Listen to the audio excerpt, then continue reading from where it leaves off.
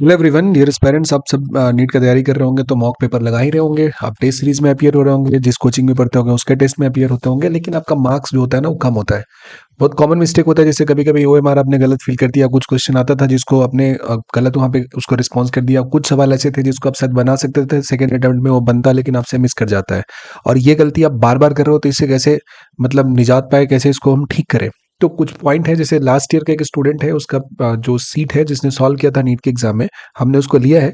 और उसमें क्या आप इंप्रूवमेंट कर सकते हो जिससे आपसे होने वाली जो माइनर मिस्टेक होता है, सिली मिस्टेक, जिसकी वजह से आपका मार्क्स बहुत लूज करता है, उस पर हम कैसे काम कर सकते हैं।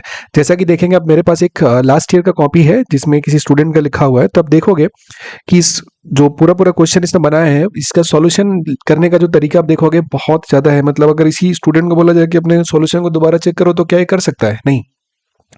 तो एडवाइजेबल वे क्या होता है कि सबसे बेहतरीन आप स्कोर कर सको, जो आपके पास अवेलेबल टाइम है और कोई भी गलती नहीं हो, जितना कुछ आता है उसका 100% आप सही सही इस्तेमाल कर सको। उसका क्या काम होता है, करना ये होता है कि जब भी आप क्वेश्चन बनाओ ना, किसी भी तरह से क्वेश्चन बनाओ, किसी भी सवाल को अगर आप बनाते हो, तो ध्यान रखना है कि जो क्वेश्चन सॉल्व कर रहे हो ना, उसको एकदम नीटली सॉल्व करो। ध्यान से देखो, क्योंकि आपका एग्जाम होता है ऑफलाइन। ऑफलाइन एग्जाम जब होता है तो वहां पे पेपर मिलता है आपके पास, तो जो भी क्वेश्चन सॉल्व कर रहे हो, तो क्वेश्चन के सामने उसको एकदम साफ साफ सॉल्व करो।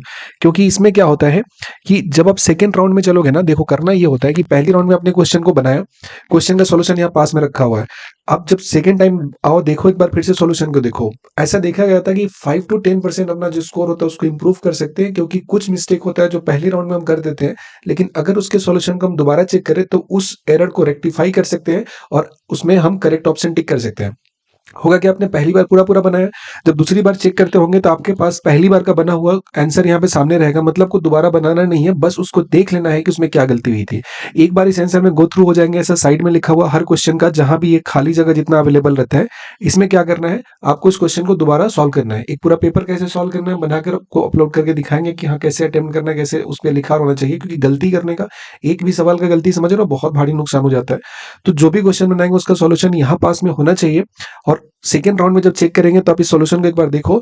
इसमें देखो कि आपका 3-4 सवाल हो सकता है, कभी कभी 5 सवाल भी जो पहले नहीं बन रहे थे, जिसका आंसर गलत आ रहा था, दोबारा क्रॉस चेक जब करते हैं उस समय सामने सॉल्यूशन होता है।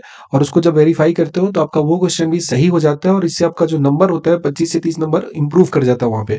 और इतने नंबर जो होते हैं वो काफी मायने रखते हैं। अगर चारों सेक्शन की बात करें, सब में अगर दो दो क्वेश्चन भी आप सही कर लेते हो, तो 4 में हो गया 8, टोटल मार्क्स हो जाएंगे 32। और 32 मार्क्स आपका जिंदगी बदल सकता है, आपका सिलेक्शन नहीं होने से एक अच्छे कॉलेज तक पहुंचा सकता है।